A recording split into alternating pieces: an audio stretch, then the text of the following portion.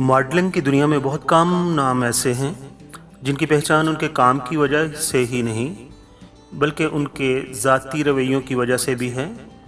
उनमें एक नाम है मशहूर मॉडल, अदाकारा और कंपेयर इफ़्फ़त उमर का, जिन्हें लोग इफ़्फ़त रहीम के नाम से जानते पहचानते हैं। इफ़्फ़त उमर 1 जनवरी 1975 को लाहौर के अंदर पैदा हुई हैं।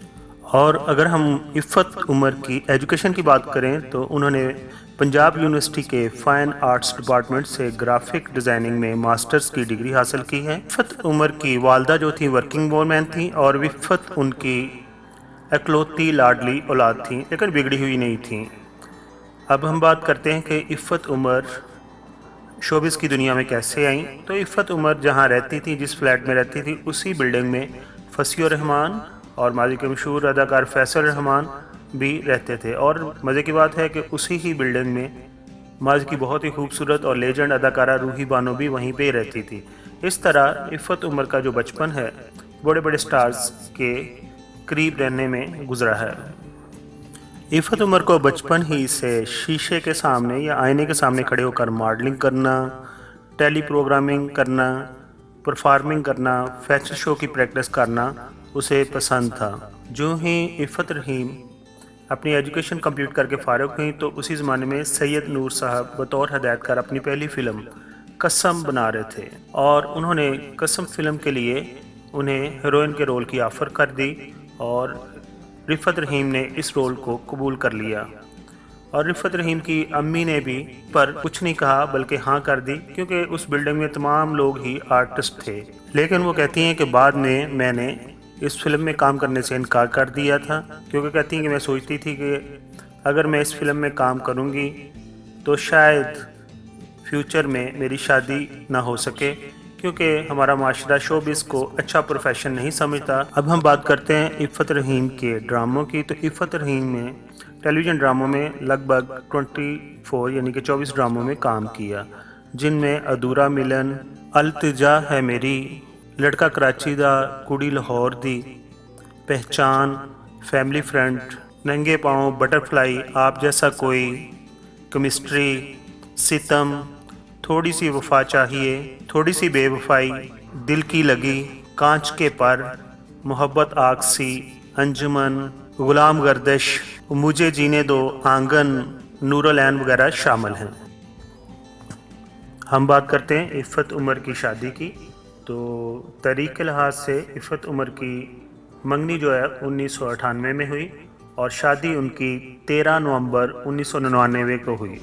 इफ़्फ़त उमर अपनी शादी का किस्सा कुछ इस तरह बताती हैं। कहती हैं कि वो अपने एक दोस्त के यहाँ बैठी हुई थी और वहाँ पर उमर भी मौजूद थे और फिर उनसे बातचीत हुई। उसके बाद ये मुलाकातें बढ़ती गईं और वो कहती हैं कि जब हमारी मुलाकातें काफ़ी सारी हो चुकी थी तो उसके बाद उमर ने अपनी शादी करने का इरादा ज़ाहिर किया और मैंने भी उनको हाँ कर दी। इफ़्फ़त उमर कहती हैं कि जब मैंने अपनी वालदा से अपनी शादी की बात उमर से की तो वो तो मान गई, लेकिन उमर के घर वाले ज़रा मुश्किल से माने और जब मान गए तो उन्होंने मुझे बहुत इज़्ज़त दी और बाकायदा अपना होने का एहसास दिलाया। इफ़्फ़त के हस्बैंड उमर एक सिविल सर्वेंट हैं और 1999 में जब उनकी शादी हुई तो उन्हें बाहर जाने की यानी कि हनीमून मनाने के लिए छुट्टियां नहीं मिली, तो फिर उमर ने यही डिसाइड किया क्यों ना हम मरी चले जाएं। और कहती हैं कि जब मरी चले गए और उसके बाद फिर हमारे यहाँ नूर जहाँ यानी कि उनकी बेटी की आने की उम्मीद मिल गई, तो उसके बाद फिर दोबारा वो बाहर नहीं जा सकी। इफ़्फ़त उमर कहती हैं कि जैसे कि शादी के बाद दूसरे जोड़ों के दरमियान लड़ाइयाँ होती हैं, हमारे दरमियान भी लड़ाइयाँ होती थी, क्योंकि उमर जो हैं वो अनापसंद हैं और सख्त मजाज हैं। और वो कहते थे कि आप मेरे लिए कुकिंग करो, और जबकि मैं कहती थी कि जब घर में कुक मौजूद है तो फिर मुझे कुकिंग करने के लिए क्यों आप कह रहे हैं।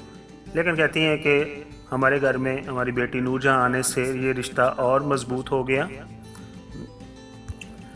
इफ़्फ़त उमर कहती हैं कि उमर पहले जब सिविल सर्वेंट थे फिर उन्होंने अपनी जॉब छोड़ने का फ़ैसला किया और बिज़नेस की तरफ जाने के लिए सोचा, और जब उन्होंने मुझसे मशवरा किया तो मैंने कहा मुझे कोई इतराज़ नहीं है, क्योंकि उमर जो थे मौजूदा सिस्टम से खुश नहीं थे और ना ही ख़ुद को उसमें फ़िट कर पा रहे थे। तंग करने वाला सिस्टम मौजूद था और इंसान की ज़रूरतें वो कहती हैं पूरी नहीं हो रही थी।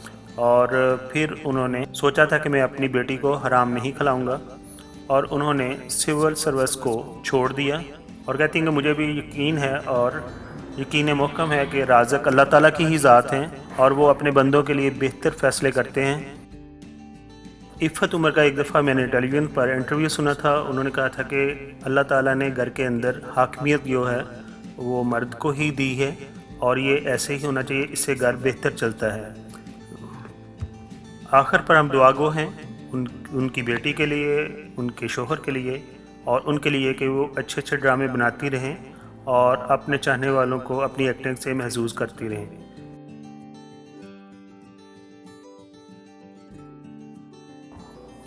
جیسا کہ آپ کو معلوم ہے کہ پاکستانی فنکاروں کے بارے میں، اسپیشلی ہمارے لیجنڈ کے بارے میں یوٹیوب پر کوئی جامع انفارمیشن موجود نہیں ہے، تو میری کوشش ہے کہ پاکستان کے جو لیجنڈ اداکار ہیں، جو فنکار ہیں اور جو دوسری شخصیات ہیں جو پاپولر ہوئی ہیں اور انہوں نے اپنے کام سے وطن کی خدمت کی ہے، ان کے بارے میں انفارمیشن کو اکٹھا کروں، کنسولیڈیٹ کروں اور ان کے بارے میں ایک ویڈیو بناؤں۔